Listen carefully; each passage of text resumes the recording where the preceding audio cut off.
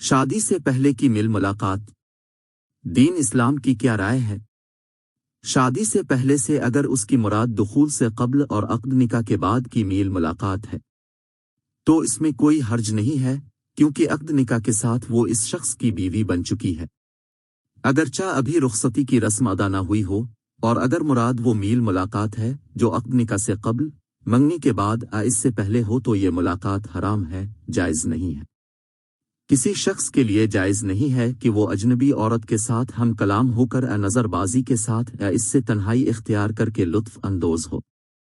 کیونکہ نبی کریم صلی اللہ علیہ وسلم سے ثابت ہے کہ اب صلی اللہ علیہ وسلم نے فرمایا، کوئی شخص کسی عورت کے ساتھ اس کے محرم کے بغیر تنہائی اختیار نہ کرے، اور نہ ہی کوئی عورت محرم کے بغیر سفر ہی کرے۔ حاصل کلام یہ ہے کہ بلا شبہ مرد اور عورت کا یہ میل ملاپ عقد نکاح کے بعد ہو تو اس میں کوئی حرج نہیں ہے، اور اگر عقد نکاح سے قبل ہو تو جائز نہیں ہے، اگرچہ انہوں نے منگنی کر لی ہو اور ایک دوسرے کے ساتھ رشتہ ازدواج میں منسلک ہونا قبول کر لیا ہو۔ ایسی حالت میں ان کا آپس میں ملنا حرام ہے، کیونکہ جب تک اس مرد کا اس عورت کے ساتھ نکاح نہیں ہو جاتا بلا شبہ وہ عورت اس کے لیے اجنبی ہے۔